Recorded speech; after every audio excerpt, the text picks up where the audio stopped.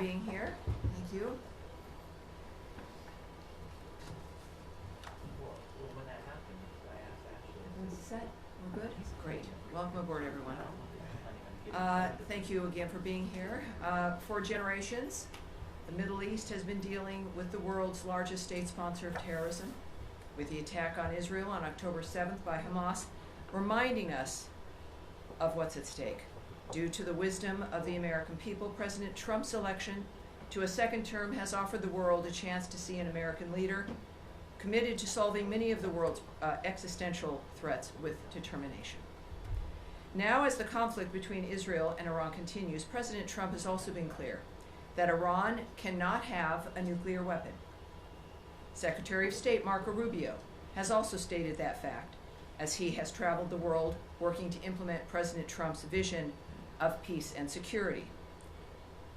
That statement has also been uttered from this podium many times. The fact that Iran cannot have a nuclear weapon is clear. As the White House reminds us, since taking office, President Trump has clearly stated no fewer than a dozen times that Iran cannot be allowed to have a nuclear weapon, for anyone who's unclear on that fact. President Trump has made the same pledge no fewer than 40 times before taking office, even as far back as 2011. One of the highest priorities of the Trump administration is the safety and security of the American people. To that end, the Department of State has established the Middle East Task Force to help coordinate support for U.S. citizens, our U.S. diplomatic missions, and personnel and diplomatic engagement. The task force is operating 24 hours a day.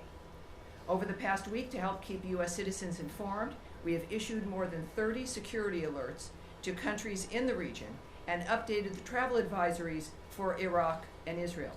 We remind U.S. citizens not to travel to Israel or Iraq and not to travel to Iran under any circumstances. We continue to monitor the complex and rapidly evolving situation on the ground as we continue to assess and address the needs of U.S. citizens. We urge all U.S. citizens to regularly visit travel.state.gov for the latest travel advisories and security updates, and to enroll in the Smart Traveler Enrollment Program, also known as STEP, to receive timely alerts and guidance from the State Department. For Americans needing assistance, and there we have a bit of the website there for you, call +1 202 501 4444. That number again is +1 202 501 4444. If you're on that website, you can also click on that red box. It will take you to a page where you can search for the embassy of your interest, where you are, where you would like to connect to be able to get help from the embassy in the country where you are. And of course, the number's there as well for your closest U.S. embassy. I also want to add a couple other things here as we're dealing with this. It is certainly a rapidly evolving dynamic, but to conclude the topper here today, I want to recognize the State Department and other U.S. government teams around the world working under threat on behalf of the American people, particularly those in Israel and Ukraine, who spent another night sheltering in bunkers as they came under attack. Our priority is the safety of Americans overseas and here at home. It is the priority of Secretary Marco Rubio. It is the priority of everyone who works in this building, and the thousands of American citizens who work anonymously and whom you will never see, who are working in embassies and consulates around the world and working with those local nations to be there for American citizens and to help facilitate American diplomacy. Our priority is the safety of Americans, yes, here at home, but also overseas. We thank all of those working on behalf of the American people, all of you watching from home and from around the world. We thank you, and for everyone around the nation, we know and honor your work as we begin another briefing here, ready to take your questions. All right, yes, sir. Yes, hi, thanks. Thanks for that. Could you give us some more details on this task force? how it's going to work, and specifically if it's going to help Americans potentially leave the region, be repatriated, depending on the countries that they're in, and any more details you can give. Right. I won't be giving you, just as a reminder of how today is a little bit of a different day for the briefing. There is always things that I can't say to you.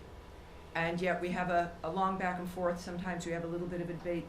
I won't engage in that today.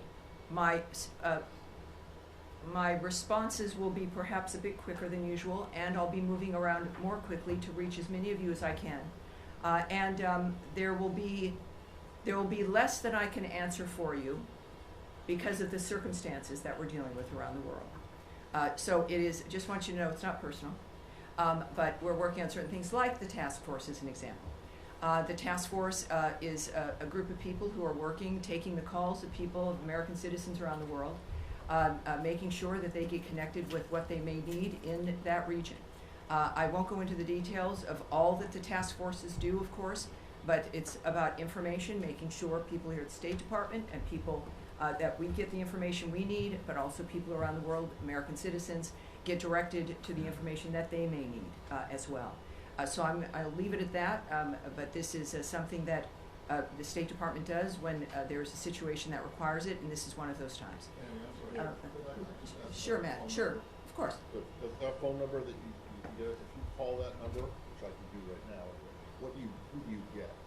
You get an individual who is task force, or? No, you don't get the task force. That phone number is a general phone number. The task force is busy, but it is a separate unit that is established to take the calls to assist American citizens who call to the embassies. Particularly, you're going to be referred to embassies who can help you get what it is you need. So good question. Thank you, sir. All right. Yes, Andrea. Question. There's some specific consular needs. One in particular that I'm aware of, and there may be more than one, is an American citizen in Iran, where there is no embassy, no consulate. Mm-hmm. Would that be a Swiss protectorate? Would there be other options? Is consular affairs give any advice as to what to do about Americans right now stuck in? I can't speak to any places? advice or information regarding individuals in Iran at this point. And what about American Israelis or Israeli Americans either wanting to come out or wanting to get back home? LL, I believe, has resumed flights in some small measure for people who, some people have kids in Israel and they were visiting the States, and they're American citizens. Is there anything that they can do? Where should they call this number? Well, obviously, if you know, and we encourage every American when you travel, is to contact your local embassy or consulate, let them know you're there, make sure you know where they are, have those numbers, and that's what I would recommend, no matter where you're traveling, but certainly in the Middle East, is know where those entities are, know where the embassy is. So if you're in Israel, obviously it's Tel Aviv or it's Jerusalem. Well, they will answer their phone. So there's contacts that can happen in the midst of all of this. And of course, I think that's the advice for wherever you are. But clearly, if you're in a certain area, it's obvious in this case that there are certain limitations in that region, and that contact the embassy, the one that is nearest to you, and you will, at the very least, make sure they know where you are, but also they will give you some options for the plans that you would like to make. Yes, Humaira. Tammy, I understand your limitations, but I have to ask this. I know you do. It's your job, and I appreciate that. I'm here to take questions, not necessarily always answer them. Yeah, Yes, last time ma'am. President Trump said he wants a real end, not a ceasefire. So does the United States support or pursue regime change in Iran? Or are we just talking about dismantling Iran's nuclear enrichment? And would that include the United States helping Israel strike forward? Well, I'm certainly not going to characterize what President Trump says or tweets, for that matter. He doesn't need characterizing. He's one of the most transparent, one of the most clear individuals that we've known. I think that we can take his word for his word, but I'm not going to speculate on, in a larger sense, what that would mean. That is up to the president. He is the singular guiding hand about what will be occurring from this point forward, as he has been. And I think that dynamic is pretty clear. He says he wants an end, as he has said about every conflict that he has, as a peacemaker, worked to stop peacefully through diplomacy. That has been his commitment, and he wants these things, as he said about a number of situations, not for a month or 6 months, but durable ends to this nature of forever wars. And that has been his posture, and that's his posture now. Okay, I have an easier follow-up. Yes, ma'am. How many people? I'll take a hard one too, I'd say. How many people so far have contacted U.S. missions in Israel or elsewhere, American citizens, seeking help to depart the country that they're in the Middle East? Yes, I won't discuss those details with the numbers involved with the Are embassies. you guys planning to facilitate charter planes to get people out or military evacuation? I will not discuss what our plans are in that regard. Yes, ma'am. Just to follow up on that really quickly. Sure. Are you guys considering at all operations that would help Americans who want to leave the region from evacuating? I know that our commitment is to the safety and security of Americans around the world. All right? Yes, sir. And Yes, sir. Go ahead. Tammy, would the U.S. government like to see regime change in Iran? First of all, I'm certainly not going to remotely address that. It would require me to speculate or speak on behalf of the president, which I will not do. What we've seen, though, is clear, is months and repeated statements that all he wants is a peaceful world. His activity and the nature of the actions that the United States has taken and his special envoys have been rooted in one thing, which is negotiations, looking for diplomatic solutions to generational problems that he wants solved diplomatically. That has been his constant posture. And there has been nothing that has changed in what he wishes for, what he would hope to accomplish. And so, of course, that's not something I'm going to address. Is the U.S. government and the Israeli government on the same page when it comes to the intelligence about Iran's nuclear weapons? That is a question for the White House and perhaps the NSC. That's not something I can answer here. Nadia.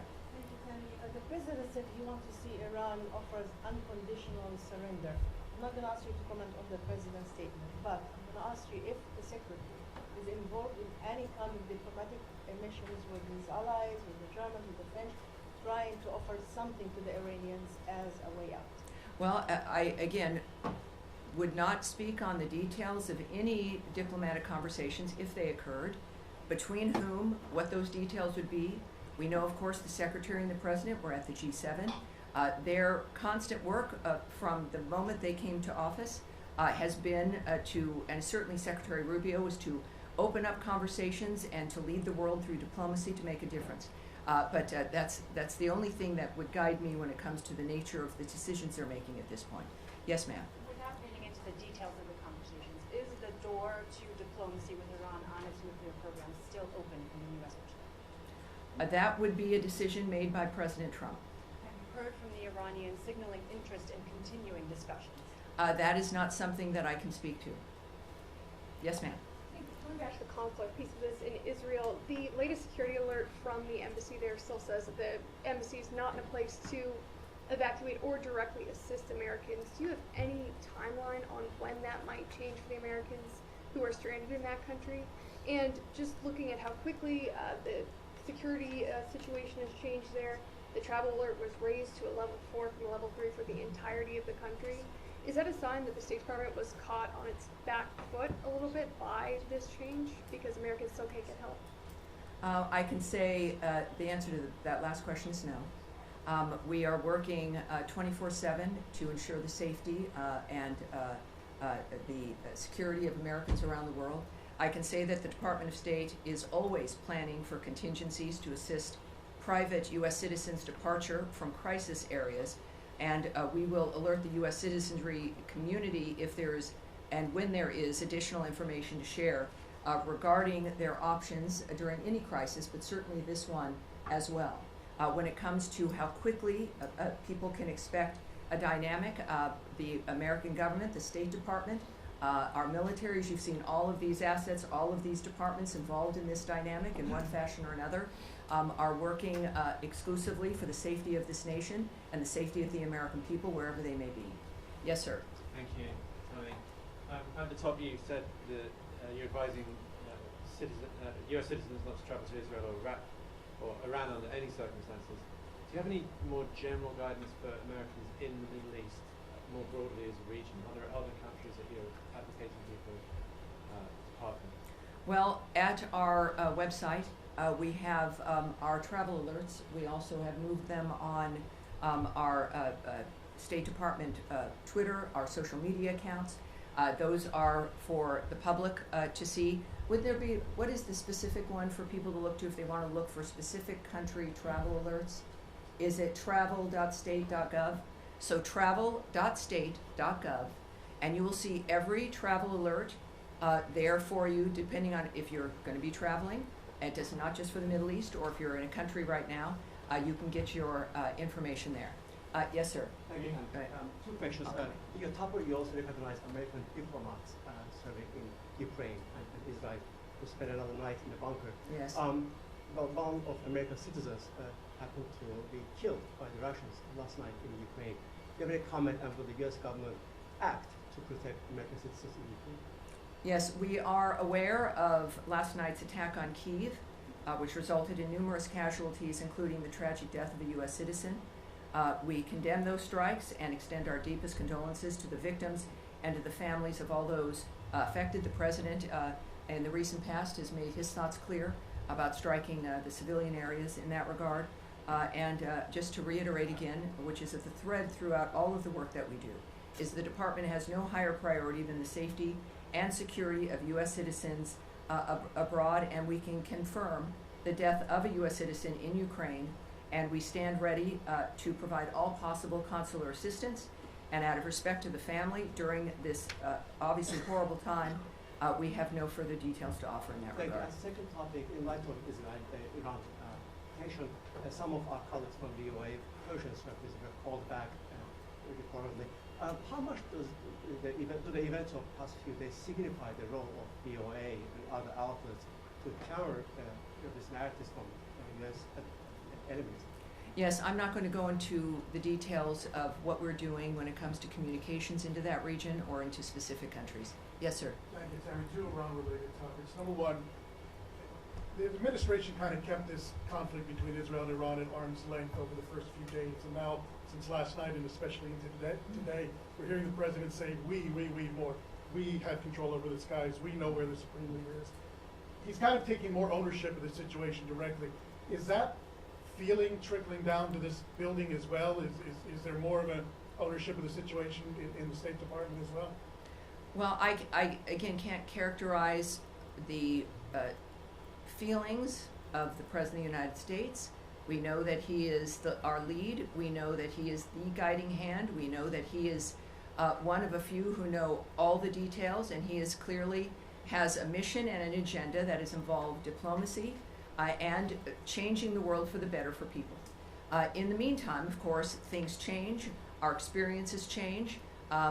He's making comments that are a reflection of what what matters to him, and of course, what matters to the President matters to the State Department and every other department.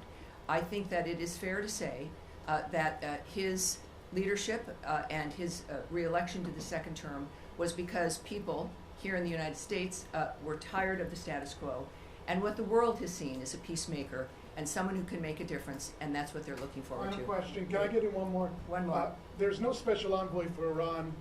Several key locations in the Middle East don't have a confirmed ambassador. We speak often about the day after situation in Gaza. What about the day after situation in Iran? Is the State Department ready for it? Well, the State Department and the Trump administration, while you may not see things immediately, just because it's not maybe in the news or you're not present for things that occur, doesn't mean they're not occurring. I would remind everyone that the State Department, as I've found out, is sort of like the military. It's 24/7. It is not something that is a basic 8 to 5 dynamic. And it's because people are working around the world constantly. It is literally their mission. Personally, their work is what they do and are committed to. So while you may see a certain thing in a static framework, it doesn't mean that we have not worked on that or are not working on that or that things will begin to happen. So it's just a reminder that it's not about the day after. We are working before, during, and after. It is the anticipation of people with history and an experience when it comes to the history, not just of a building and of a department of the United States, but the history of people working on diplomatic issues throughout the world.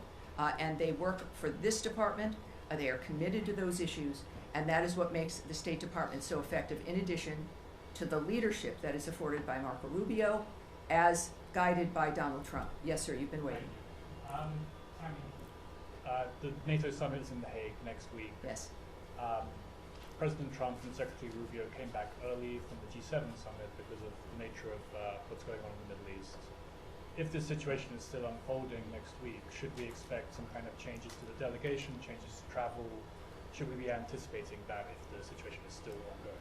You know, I can't tell you if anything will change. I know it has not so far, but as we have experienced from day to day, or even sometimes hour to hour, things do change.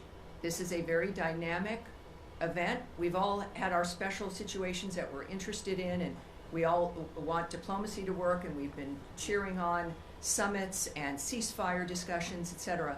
This is something that is moving, as things tend to, very rapidly. So I would say that anything is possible, but at this point in time, that is still certainly on the books. But that's going to be obviously that's a presidential trip. That's going to be up to the White House, and I'm sure will be affected by their decision making based on what they see. Yes, sir. Thanks, Tommy. 2 questions, please. First of all, can you tell me, sir? Yeah, Alan Fisher from Al Jazeera. Very good. How do you do? Fine, thank you. The U.S. intelligence assessment on March 26 was that Iran was not working towards a nuclear bomb. What's changed? That the U.S. position seems to be that it was very close. Well, again, I can't speak to intelligence assessments, what may or may not have changed, or to the fact that it is President Trump and his team who are seeing things that matter when it comes to the decision making, and I think that that's what's happened here. The second question is if the president in his first term was willing to give the Taliban 18 months to come up with a deal, why was there only 60 days given to the Iranians to discuss something which is much more complicated? Again, I'm not going to discuss the details of the decisions made by the president. Andrea?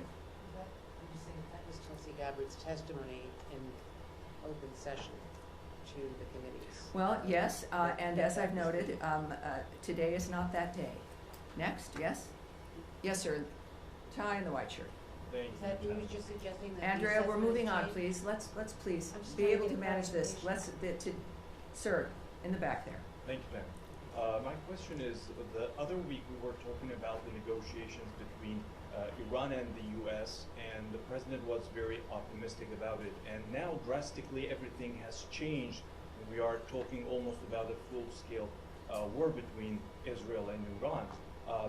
How do you name the procedure right now? Has the negotiations failed, or how can we name it? My second question will be, the Iranian state TV has been targeted by the Israeli Air Force.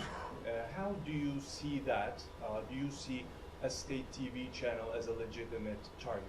Well, you'd have to ask Israel about their decisions when it comes to the choices with what they strike and what they don't. And on your first question, which now is already, what was your first question? My first question, after all this, after these escalations, how do you name Oh, well, the I would say that you would look to the President of the United States for how he is characterizing what has occurred. And he is very open and transparent with that, and does it with his many conversations with the media and also on Truth Social. He is clearly accessible, certainly with his remarks, and he has said a number of things on social media that I think might answer your question. Yes, Saeed. Thank you. Very quick question on Gaza. Of course. Well, yeah. Are we continuing Well, still? I will come to you on Gaza, Saeed, I promise. But let's continue with the topic at hand. So yes, sir, in the back. Thank you so much, time. 2 questions. One question on Iraq, related to Iran. Iranian-backed groups, the Tehran and Hezbollah, threatens the U.S. against interfering in the Israel-Iran conflict, which they said any American intervention in the conflict would prompt the group to target the U.S. interest across the region. How do you reach to the Iraqi government, and what's your message to these groups? And the second question, what's the State Department's assessment of diplomacy? Have you put diplomacy on the side, or you still believe that diplomacy can work with Iraq? Well, again, I'm not going to comment on the nature of how the White House or the President or the DOD will respond to certain remarks or demands made by someone. So you'll have to ask the DOD regarding their reaction in that regard. I would also, though, I know that the President's Truth Social, he's made it very clear, even I think today, and I think I've got that right here. This is, again, one of the things we've learned about President Trump is that when he tweets, when he speaks, the world watches, and it's the most clear framework that we can learn of his approach. He has, I don't know if I can get to the exact one, but he has made it very clear that, oh yes, here we go. He has noted that we don't want missiles shot at civilians or American soldiers, or our patience is wearing thin. Thank you for your attention to this matter. He is making it clear, I think, here regarding certain choices on the ground that are being made, and that what we've asked for regularly is, and what he has made clear is that we were not a part of the initiation of this, certainly. We're not a part of Israel's attacks on Iran. That I think was stated very clearly by both Secretary Rubio and the President. And that's important for them, for people to know. And in this case, of course, the President has made it clear that if Americans are hurt, or in this case, a missile shot at civilians or American soldiers, that there would be a repercussion. I think that would not be surprising. All right, we'll go back. Well, more on Iran. We'll close with you, sir. Thank you so much. Could you tell us about the role of partner countries in mediation efforts with Iran, like Mohammed bin Salman of Saudi Arabia, Qatar, and UAE? President Trump recently concluded successful trip to the Middle East. What can you tell us about the role of these partner countries? Well, it's clearly he went with a goal in mind. He makes deals. He's the best deal maker in the world. These partners in the Middle East that we have, they understand clearly our intentions and what our goals are. Thankfully, again, to the approach and the style of President Trump. So it's, I think that when it comes to, again, the best person who can explain his feelings and thoughts about what's accomplished on any issue is the President himself. So I refer you back to what he writes and what he is posting on, I think, a very regular basis, which is helpful to people like me, and I think to the world at large as well. Despite Israel's concerns, despite Israel's concerns, President Trump is still trying to negotiate with Iran for a nuclear deal, showing that his priority is peace in the region. President Trump has once again recently offered to mediate on Kashmir, but the Modi government says that they don't need Trump's help. Does President Trump need Modi permission to bring peace in South Asia by resolving the Kashmir issue? Well, yes, this is every country, as President Trump has stated, is a right to define its own future. He offers his help, and it's up to whoever he's offering it to whether or not they'll accept it. We live in a fascinating, exciting time where we've got a man who can make the difference, and he's generous about making that difference. He could have chosen to have this term be about anything other than peace and making America great again. But he's stuck with that. He's committed to that. It is part of his overall commitment to the country. So I would not speak to the nature of another country's decision making. That's up to them. But I think all of us are grateful that we have a president who's willing to help and wants to help. Now you have one more in Iran, and then we'll go to Saeed.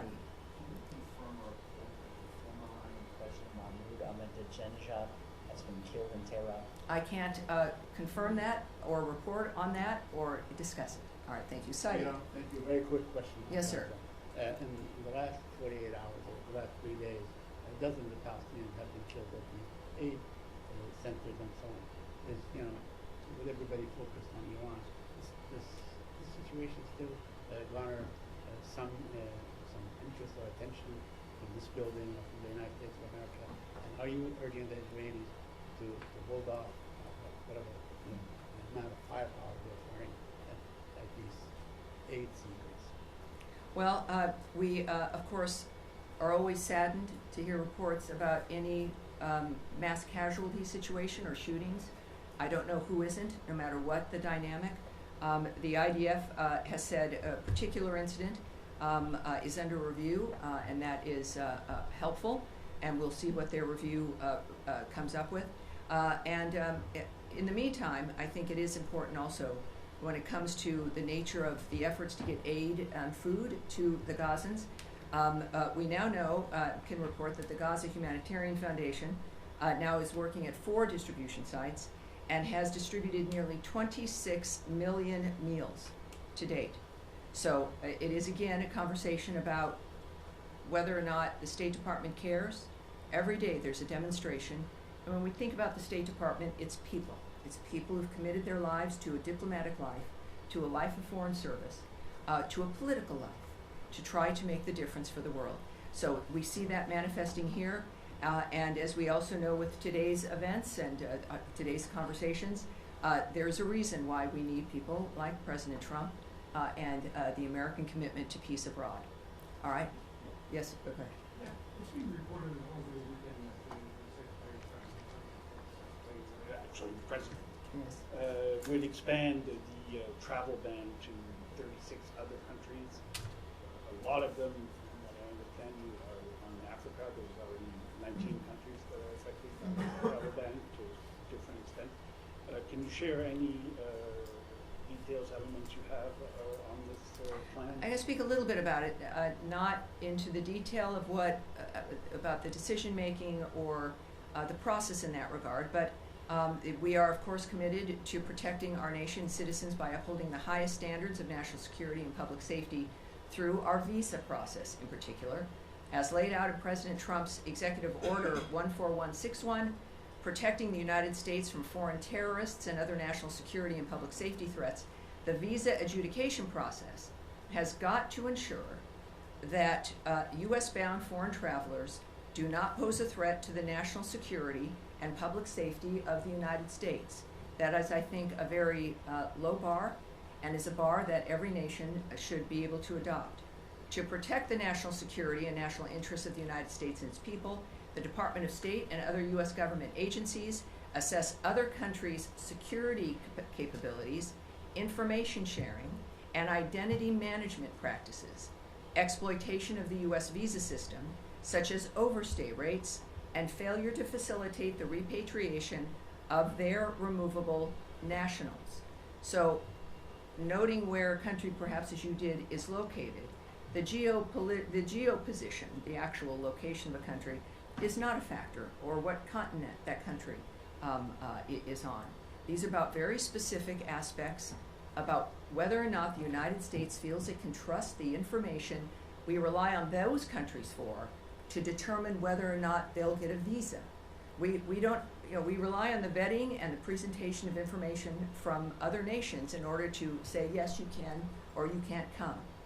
In this particular instance, I think that it's clear as we're looking at providing a period of time, countries being told if they don't get to that point where we can trust them, then they've got to change the system, update it, do whatever they need to do to convince us that we can trust the process and the information they have. So that is the goal of this. The Secretary will have the discretion to determine whether or not someone is on that list, as we then also continuously vet the nature of what's happening within these conversations. And the goal is so that we can all move forward, so that people can come to the country. Can I follow up And on that that's real- our goal. All right. Can I follow up on that real quickly? Yes, sir. Yeah, but I don't know why you're so far in the I'm back. far away in the back, Sheldon. I'm sorry. I was NPR, yes. Yes, just following up on that, there was a deadline given for these 36 countries tomorrow to come up with their action plan. I wonder if you've heard back No, from that's any of them yet? that's incorrect. I can just tell you that that's not correct. The fact is that they will have a considerable amount of time to rectify whatever the situation is that the State Department is determined is affecting the nature of our trust in how we issue a visa. All right? Yes, and we'll take.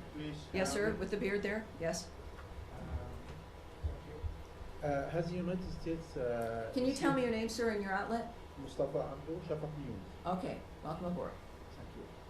Has the United States received any official request from Baghdad to help prevent Israeli overflights in Iraqi airspace, and what is Washington's response to such a request?